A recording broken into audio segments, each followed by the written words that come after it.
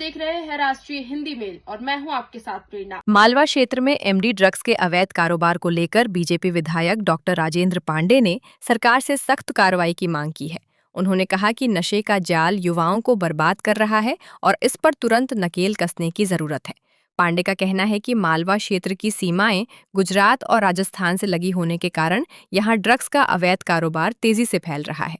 उन्होंने सरकार से अपील की है कि सीमावर्ती इलाकों में निगरानी और कार्रवाई और ज्यादा सख्त की जाए ताकि युवाओं को नशे के दुष्प्रभाव से बचाया जा सके। क्षेत्र जिस तरह से एमडी ड्रग्स का गढ़ बनता जा रहा है, शांतिप्रिय क्षेत्र में लगातार हो रहे हैं, क्या लगता है आपको? कल फिर मंदसौर में एमडी ड्रग्स पकड़ा है, आपसे लगा हुआ है, रतलाम से चल। मालवा निश्चित रूप से बहुत ही शांत क्षेत्र है।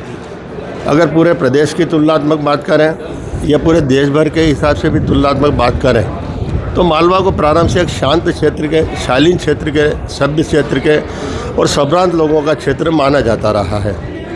विगत कई वर्षों से निश्चित रूप से हमारे आसपास सीमाएं लगी हुई है, राजस्थान की भी, गुजरात की भी, अन्य राज्यों की भी, और उसके कारण जो अवैध गतिविधियां निरंतर बढ़ती जा रही है और उसमें अवैध हथियारों का क्रय विक्रय से लेकर के खरीदी बिक्री से लेकर के अफीम, डोडा, चूरा, कच्ची शराब, अवैध शराब बिक्री, अब तो ये नया कुछ केमिकल के माध्यम से एमडी वगैरह बनना, ये बहुतायत से होने लगा है। मैंने भी इस सदन में, इस सत्र में अभी प्रश्न भी लगाया कि इंदौर और उज्जैन संभाग निश्चित रूप से शांत रहा है और वहाँ पर इस तरह की गतिविधियाँ चिंताजनक है, अवैध व्यापार की और अवैध नशे के व्यापार की।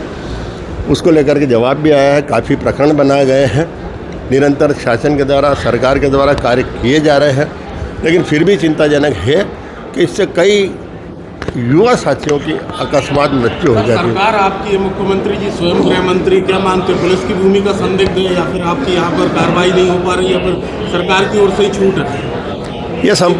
यह संपूर्ण रूप से निश्चित रूप से बहुत गंभीर विषय है और इन सारी गतिविधियों में लिप्तता है, जिनकी संलिप्तता है, उनकी जांच में उनका लेना चाहिए और कई बार अधिकारियों के विरुद्ध भी कार्रवाई की गई है। सर, कांग्रेस तो कह रही है कि गुजराती इन्फ्लुएंस है, गुजराती अपनी नस्ल बचा रहे हैं और अपने यहाँ का कचरा मध्य प्रदेश में भेज रहे हैं। कांग्रेस प्रदेश को तबाह करने की गुजरात की साजिश है। कांग्रेस तो कुछ भी आरोप लगा सकती है।